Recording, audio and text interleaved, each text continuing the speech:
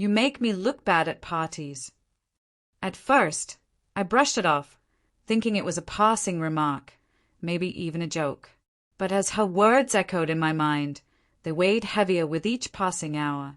The woman I'd been married to for years, the one I loved deeply, standing there with a glass of wine in hand, surrounded by friends, accused me of humiliating her every time we went out together.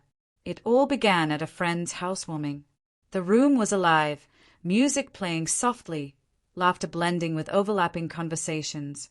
I was sharing a funny story from a trip we took years ago. People laughed, nodded, clearly enjoying it. But across the room, my wife wasn't smiling. Her expression was tight, lips pressed, arms folded. Later, as we left, she leaned close and whispered sharply, "You always embarrass me at parties. Can't you just stay quiet?" Her words cut deeper than she knew. The drive home was silent. My hands gripped the steering wheel. My thoughts raced. Was I really embarrassing her? Was my humor too much? I'd always believed my stories made people comfortable, brought them closer. Now, I questioned everything. The following weeks were tense. Every invitation filled me with dread. I second-guessed every word, every laugh, wondering if people laughed with me, or at me. My wife, however, seemed perfectly at ease, floating through groups with her polished smile, glass in hand, as if performing a role she had perfected. Then came the corporate gala, a room full of executives, business owners, people impeccably dressed. I promised myself I would stay quiet, blend in, avoid giving her a reason to be embarrassed. The evening began smoothly. I sipped my drink, observed, listened.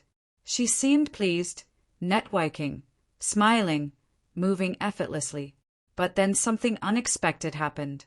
One executive approached me, recalling a small joke I had made earlier. He laughed. "You've got a great sense of humor. Events like these are so stiff, but you make it enjoyable." Soon, others joined, asking me questions, encouraging me to share more stories. I saw the tension in my wife's eyes. She tried to redirect attention to herself, her smile tight, jaw clenched. But it was too late. People were engaged, laughing, enjoying the energy I brought. Then came the moment that stunned everyone. The first executive raised his glass. "Your husband is the highlight of this evening. He's authentic, real. You're lucky to have someone like him." Her composure faltered. The spotlight wasn't on her. It was on me, the man she had called embarrassing. Weeks later, whispers began. Friends asked quietly if everything was okay between us. I brushed it off, but inside, I felt a shift. For years, I had been shrinking myself, afraid of being too much. But people valued me for exactly who I was. At another gathering, she snapped again, leaning in. "You just can't help yourself, can you? Always making it about you." This time, I stood tall and said, "No, I'm just being myself. If that embarrasses you, maybe the problem isn't me."